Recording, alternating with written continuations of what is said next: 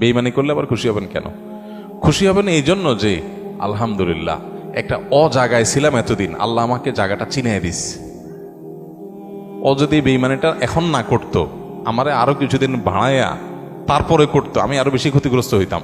আল্লাহ শুকর, আলহামদুলিল্লাহ আমি যে জায়গায় সময় ব্যয় করছি, এরকম জিগরি দোস্ত বানায় রাখছি, ও আসলে কালসাপ, এটা আল্লাহ তাআলা আমার জানাই দিছে। আলহামদুলিল্লাহ, আমি খুশি হয়ে যাব। নেগেটিভ জিনিসটাকেও পজিটিভ ভাবে আমরা দেখতে পারি।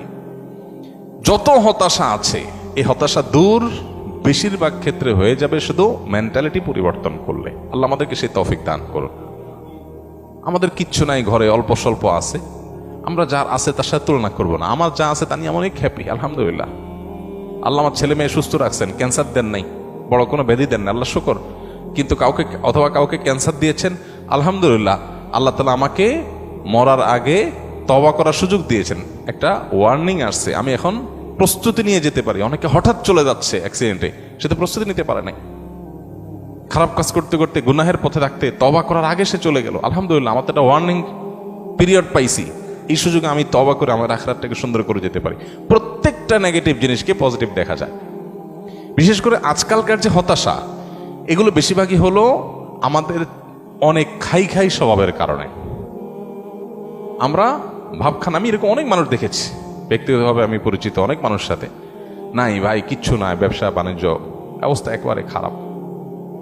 এরপরে দেখা গেল ছেলে ফেলে নিয়ে, বাচ্চা কাচ্চা নিয়ে উনি ব্যাংকক গেছে ঘুরতে।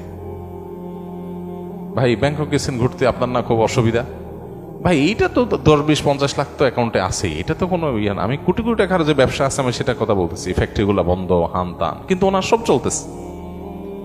মানুষের চাহিদা যত বাড়ে সে তত দুঃখী হয়, চাহিদা যত কমে সে তত সুখী হয়। এই জন্যই কানাআত বা অল্প তুষ্ট থাকার শিক্ষা নবী সাল্লাল্লাহু আলাইহি ওয়াসাল্লাম দিয়েছেন।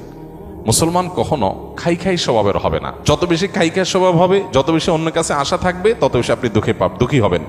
এই জন্য এই জিনিসটা ছাড়তে হবে। কারোর কাছে আশা খুব বেশি করা যাবে না এবং অন্যের সাথে কম্পেয়ার করা যাবে না। বিশেষ করে অন্য আমার চাইতে ভালো থাকলে ওটার ব্যাপারে কম্পেয়ার করা যাবে না।